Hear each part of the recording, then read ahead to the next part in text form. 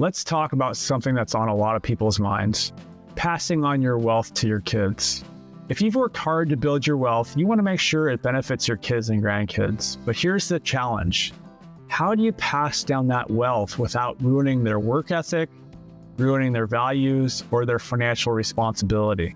In other words, how do you do it without spoiling them? My name is Chris McClure, and for the last 30 years, I've worked with successful families on their estate planning, tax planning, and wealth management. And I've seen firsthand what works and what doesn't, especially when it comes to inheritance and to legacy planning. So today, I'm going to share 5 mistakes that can lead to entitlement, lead to lost wealth, or family conflict, which is the worst. And we're going to talk about how to avoid them. Mistake number 1 is giving kids too much too soon.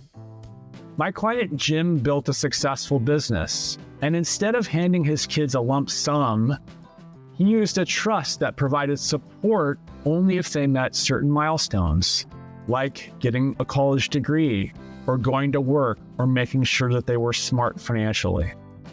The result is both of his children built their own careers and respected the responsibility that came with their inherited wealth. Contrast that with Steve, who inherited $5 million at 25. He had no guidance, he had no guardrails, and within 7 years, unfortunately, he spent it and it was gone. Mistake number 2 is not preparing them for financial responsibility. One family started gifting small amounts to their kids while they were alive, with a catch. The kids had to invest it and share their decisions at family meetings. And it sparked real conversations, and it taught them how to manage money before the larger inheritance came. Mistake number 3 is leaving assets outright to your children instead of using a trust. A client of mine, Tom and Mary, set up a bloodline trust. They wanted to make sure that their grandkids benefited, but didn't want their kids' ex-spouses walking away with half. By using a bloodline trust, they protected the wealth from divorce, from lawsuits, and from bad financial decisions. Mistake number 4 is failing to communicate your wishes clearly. One couple assumed that their sons would understand who should get the business.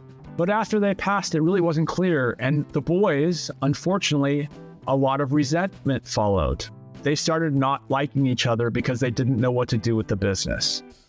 And the fact is, just a simple family meeting could have preserved this relationship. Mistake number 5 is focusing only on money and not on values. My client Ellen, who was unfortunately widowed, she created a family foundation where her kids would help decide which charities to support. It gave them purpose, and it helped them see wealth as a tool for good, not just for spending, not just for taking trips. And here's the takeaway. Don't give too much too early. Start teaching them now.